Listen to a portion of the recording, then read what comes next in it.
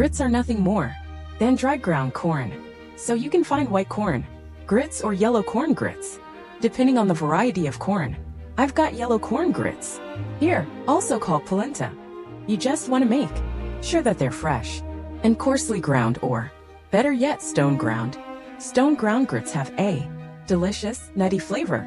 Choose a heavy bottom saucepan when you're making grits so that they don't burn, and I'm adding 3 cups of water and 3 cups of milk. You could use a low-fat milk or a whole-fat milk. Whatever you have, whatever you drink. Now bring the mixture to a boil, and I suggest that you keep your eye on it because the milk has a tendency to boil over. I have boiled over my milk so many times. Once this reaches a boil, season it generously with salt. Now whisk in 1 cup of grits. I like to pour these in slowly so that I don't get any lumps. Although since this recipe has so much liquid, it really is pretty foolproof. Keep whisking until the mixture comes back to a boil and thickens slightly. It will still be very liquidy at this point, but that is okay. This is looking good, so at this point, I'm going to reduce the heat to the lowest setting. And then here's the secret. We are going to partially cover the pot.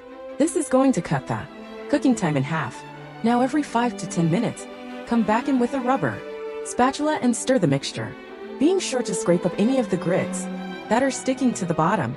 Recover the pot, and it's important to leave a small crack so that some of the steam can escape and help thicken up the grits. So now we're just gonna do this every 5 to 10 minutes, coming back in here with our rubber spatula and giving it a stir. This is going to ensure that we get nice, smooth, and creamy grits. Usually at this point I'm cooking the rest of dinner, and I just pop back every time I remember. If you forget for a longer stretch, it's not the end of the world. You just might to spend some more time stirring to smooth them out.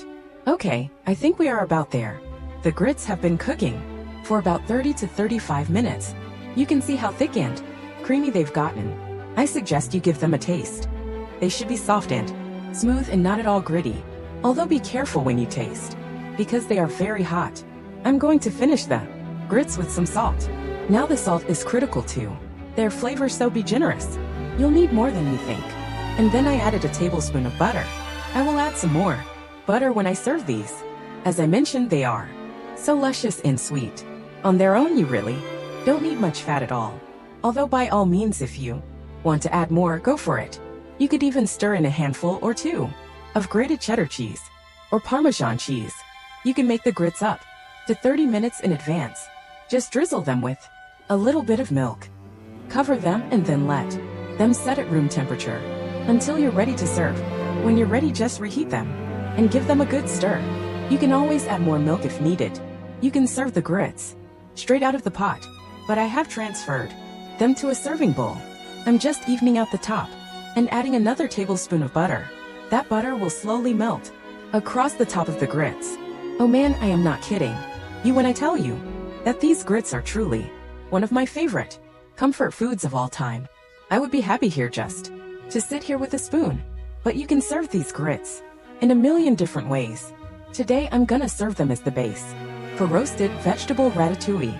I will actually be showing you how to make this simple ratatouille recipe in a coming video in a couple of weeks, so stay tuned. Instead of the ratatouille, you could go for grilled or roasted or braised meats or fish. Pretty much any kind of meat or vegetable works great here. I just shaved some fresh Parmesan cheese over top. This is one of my favorite meals. It's perfect any time of year. Now listen, the grits are also delicious with breakfast as a traditional accompaniment to eggs and sausage, or maybe some collard greens. You guys